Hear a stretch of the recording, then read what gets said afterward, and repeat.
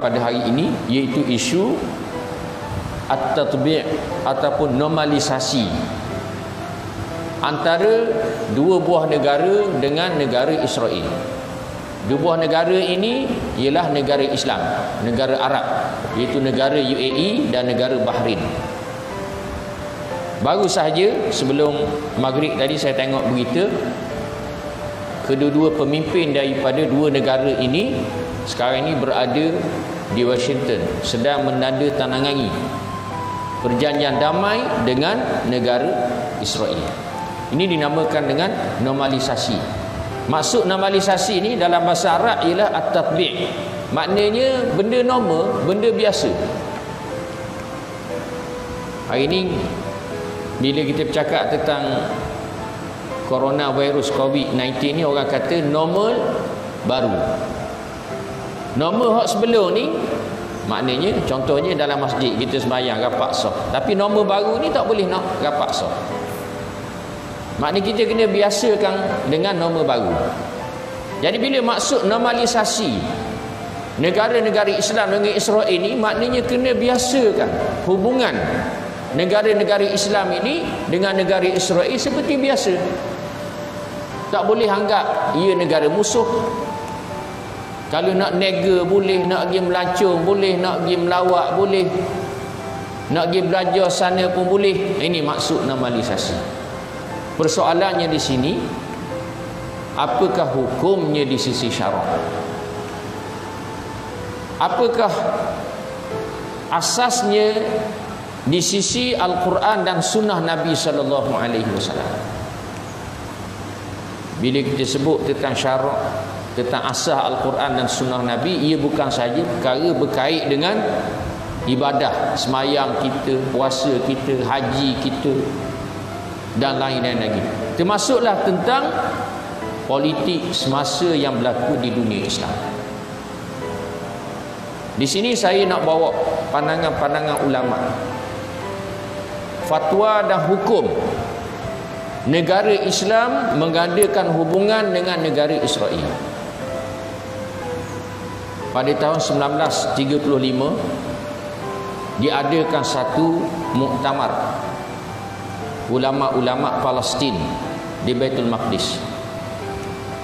Muktamar ini mengeluarkan resolusi dan fatwa yang ditandatangani oleh beberapa orang mufti di Palestin, termasuk mufti Baitul Maqdis pada ketika itu Syekh Muhammad Al-Amin Al-Husaini, seorang ulama yang alim dalam masa yang sama faqih tentang politik semasa. Kalau kita tengok dalam YouTube, ada gambar dia pergi melawat dan berjumpa dengan Hitler dalam perang dunia yang pertama. Ketika itu kerajaan Uthmaniyah, itu cerita lain lah. Cuma nak wayaknya dia seorang yang faqih tentang politik semasa.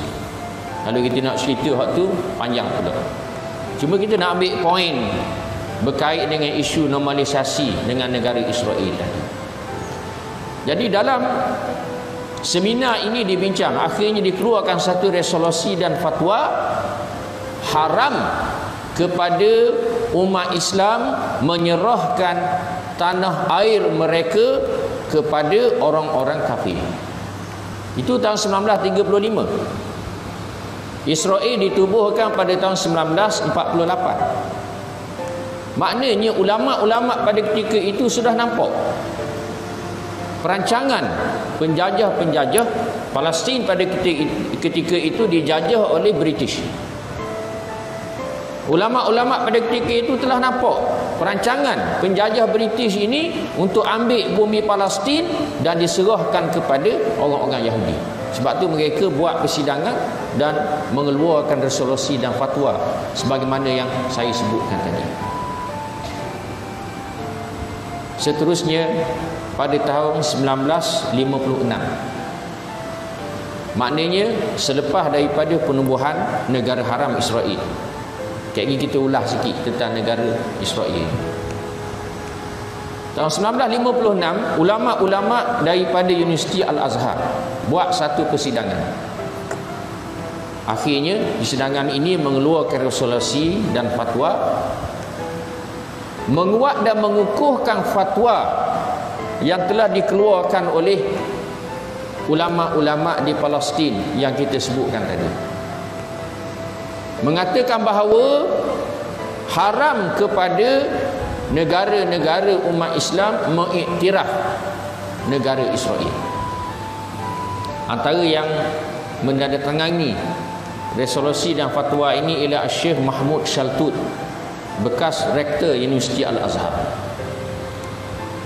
Seterusnya pada tahun 1989 diadakan satu persidangan ulama-ulama daripada dunia Islam yang dihadiri wakil-wakil tidak kurang daripada 19 buah negara,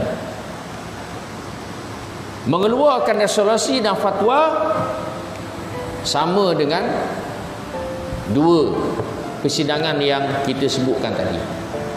Cuma kali ini lebih ramai ulama, sebahagiannya masih hidup pada hari ini, menguat dan mengukuhkan lagi pandangan-pandangan ulama mengatakan bahawa haram kepada negara-negara umat Islam mengiktiraf negara Israel. Antara yang menandatangani resolusi dan fatwa ini Syekh Muhammad Al-Ghazali rahimahullah, Syekh Dr. Yusuf Al-Qardawi masih hidup, Syekh Wahba Az-Zuhaili baru saja meninggal dunia, Syekh Hamad Al-Khalili mufti negara Oman masih lagi hidup, Syekh Rashid Al-Ghannushi masih lagi hidup, dan ramai lagi ulama-ulama lain. Apakah sandaran mereka dengan fatwa yang mereka keluarkan ini yang menyebut haram kepada negara-negara umat Islam mengiktiraf negara Israel? Sandaran mereka kepada Al-Quran, sunnah Nabi, ijma' ulama dan qiyas. Bila ada ayat Quran, hak lain itu pakai ikut je lah. Quran menyebut antaranya firman Allah, la tajidu qauman yu'minuna billahi wal yawmil akhir yuwadduna man hadda Allah wa rasulah walau kanu aba'ahum aw abna'ahum aw ikhwanahum aw ashiratahum ila akhiril ayat.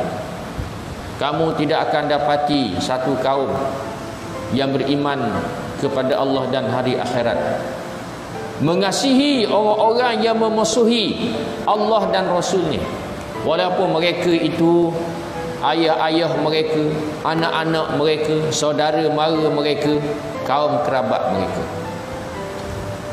Ayat yang lain firman Allah, ya ayyuhalladzina amanu la tattakhidhu aduwwi wa aduwwakum awliya'a tulquna ilaihim bil mawaddah. Wahai orang-orang beriman, jangan sekali-kali kamu mengambil musuhku dan musuh kamu, penolong-penolong kamu yang kamu memberikan kasih sayang kepada mereka.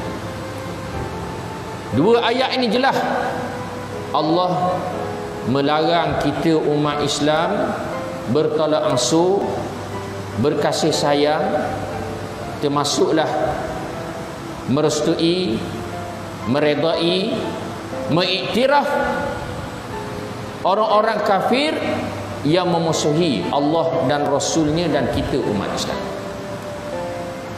Dalam konteks ini, negara Israel adalah sebuah negara haram, kerana negara Israel ditubuh di atas tanah yang dirampas daripada umat Islam, iaitu bumi Palestin.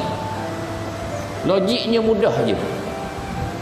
Kita ada motosikal, motor kita, gerang nama kita, cokok, kita beli dengan duit kita, hak kita.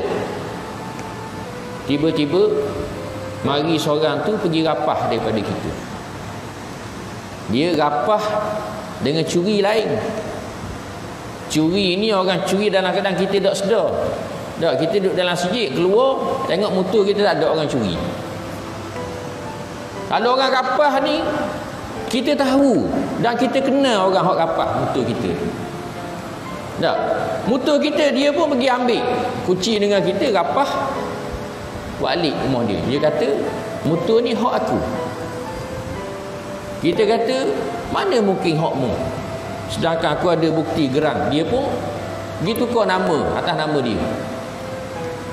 Maknanya apa hak kita? Apa perasaan kita? Sudah tentu kita marah.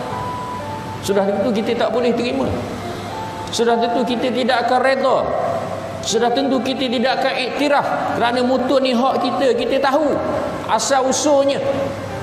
Begitulah perumpamaannya negara Israel yang ada pada hari ini. Sebuah negara yang ditubuh di atas tanah umat Islam, iaitu bumi Palestin yang dirampas. Boleh-boleh ada mereka rapah bumi Palestin, lalu mereka pun buat negara yang dinamakan dengan negara Israel. Kemudian mereka paksa umat Islam supaya iktiraf negara ini. Mesir iktiraf dalam perjanjian Camp David. Yang baru ni hak yang saya sebutkan tadi, yang berlaku hari ini. Negara UAE, negara Bahrain mengiktiraf negara Israel. Sebab itulah kita umat Islam, kita tidak boleh sama sekali mengiktiraf negara Israel. Alhamdulillah negara kita sebenarnya jauh ke hadapan. Negara kita tidak mengiktiraf negara Israel seawal kita mencapai kemerdekaan. Negara kita tidak mengiktiraf negara Israel. Maknanya kita ni mendahului negara-negara umat Islam lain. Dan kita kena faham bahawa negara Israel ini di belakangnya kuasa besar dunia. Dia tekan negara-negara Islam supaya iktiraf. Cuma kita ni boleh tahan sikit sebab kita duduk jauh. Hak duduk dekat dengan negara Israel ialah negara-negara Arab di keliling. Ditekan supaya iktiraf negara Israel. Kalau tak tekan, habis, akan dihancur leburkan. Itu apa yang berlaku di Iraq, yang berlaku di Syria, yang berlaku di Libya, yang berlaku di Yaman, yang berlaku di Sudan. Kerana apa? Kerana negara-negara ini, kita tak nafi pemerintah di negara-negara ini zalim, menindas dan seumpamanya seperti Saddam Hussein, tapi mereka mempunyai pendirian dari sudut tidak mengiktiraf negara Israel. Itu cerita lain.